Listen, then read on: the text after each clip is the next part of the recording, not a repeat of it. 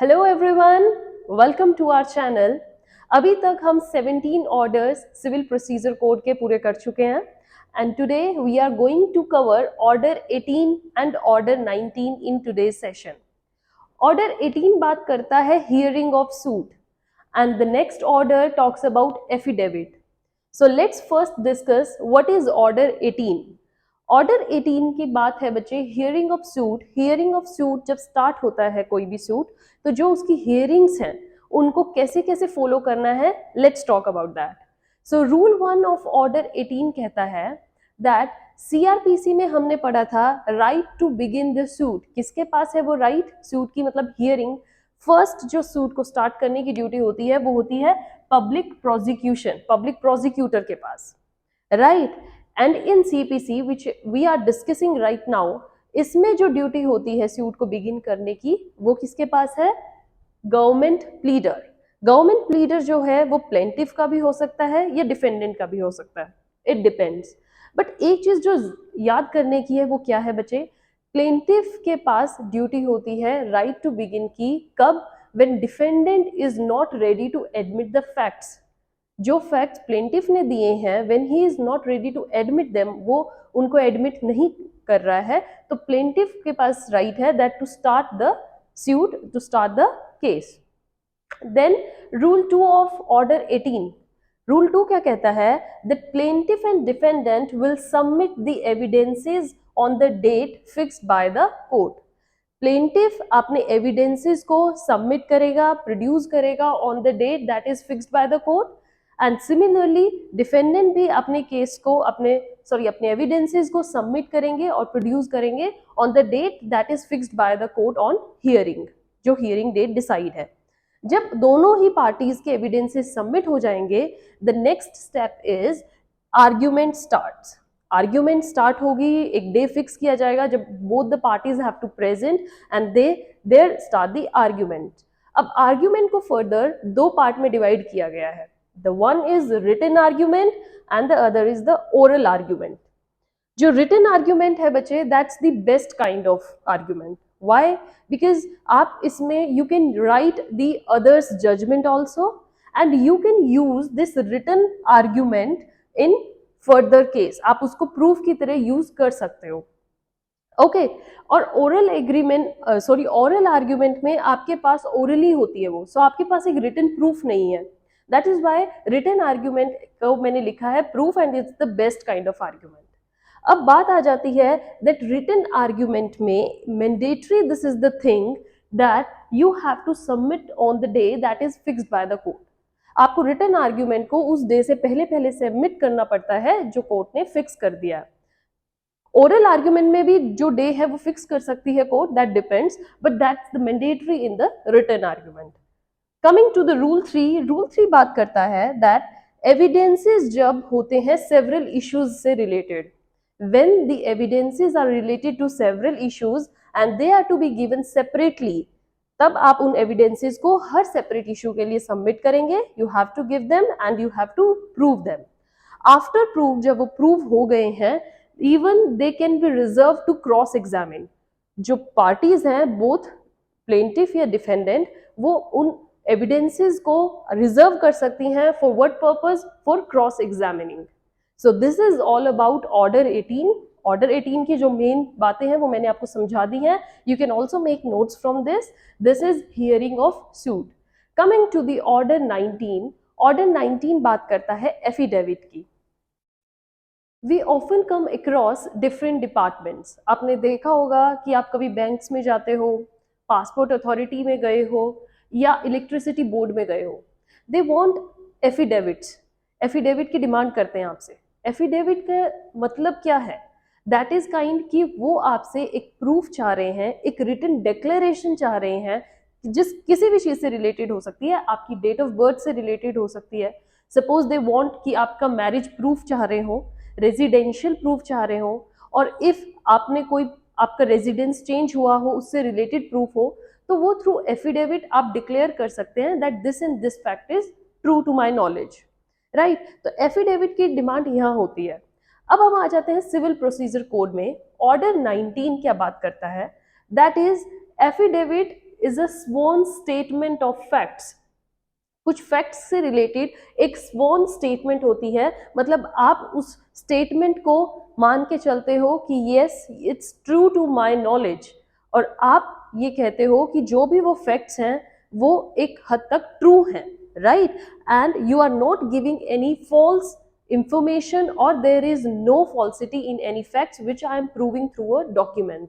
So this is sworn statement of facts where a person signs, नीचे अपने signature देता है, जो उस एफिडेविट को बनाता है और अपना सिग्नेचर देता है उसको बोलते हैं डिपोनेंट।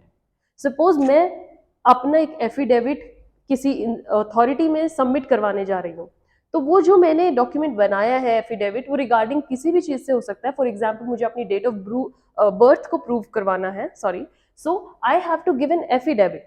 वो एफिडेविट जो देता है उसको डिपोनेंट बोलते हैं, और इस केस में मैं एक डिपोनेंट हूँ, right. Then it's a written document, obviously you are making it and signing it, so affidavit is always in a written form, ये एक written document होता है। that's why affidavits को आप as an evidence भी use कर सकते हो if it's not objected by any court proceeding, तो आप इसको written document में include करते हो as an evidence।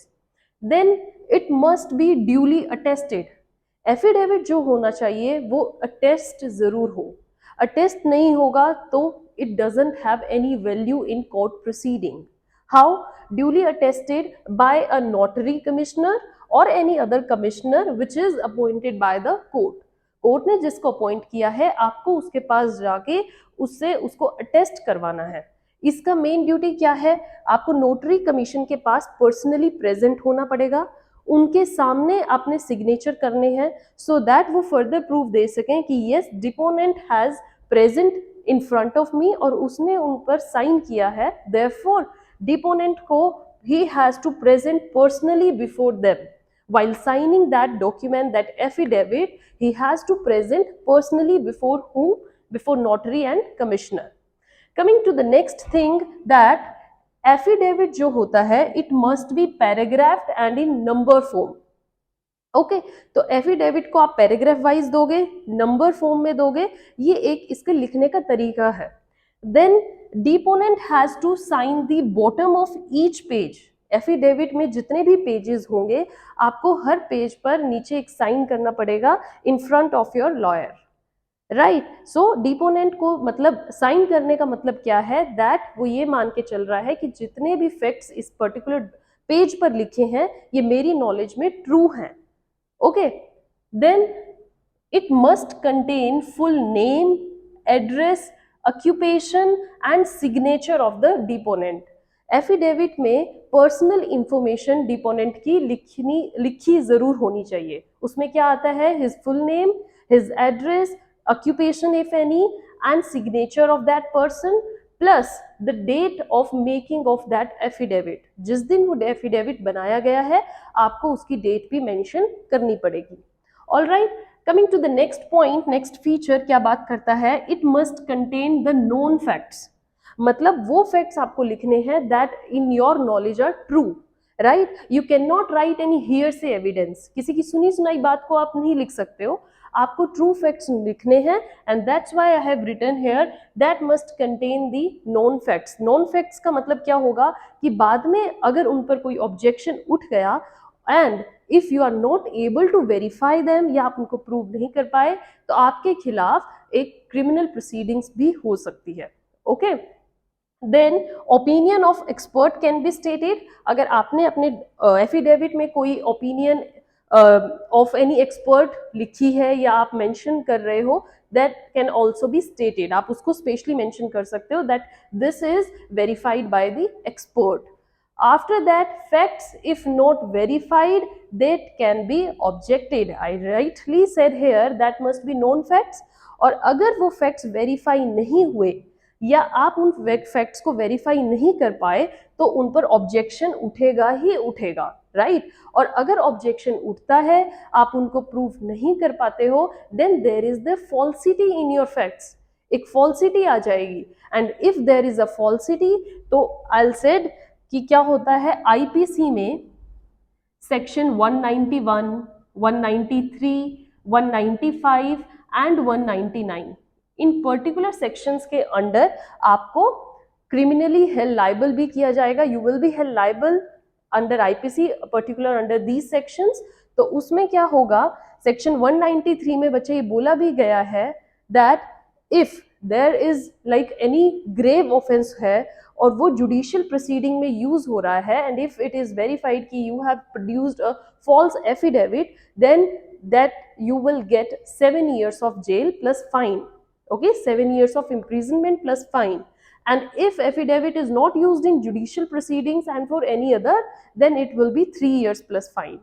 Right? So अगर आपने affidavit गलत दिया है या there is falsity, you can be held liable, criminally liable, because IPC में ये एक crime है. Okay, so these are the particular things. अगर ऑब्जेक्शन उठा या देयर इज एनी पॉइंट कि जहां पर कोर्ट को लगता है कि यहाँ पर एक ऑब्जेक्शन उठ रहा है, the person is not able to prove it, verify it, it can be cross examine through various documents also. So you have to prepare yourself. It is the essential element of affidavit that you must state only the known facts, and that known facts must be true to your knowledge. You can verify them, you can prove them. Okay, so this is all about order 19. I hope you understood it. Affidavit बनाते वक्त एक बात ध्यान में हमेशा रखना बच्चे, if there is any falsity तो ये ग्रेव काइंड ऑफ ऑफेंस होगा and you can be held liable under IPC and you can get punishment of 7 years if in judicial proceedings and if otherwise of 3 years. So for this, today my session is over. Stay tuned for the next one. We will start next further order, that is order 20. Till then, have a good day. Thank you.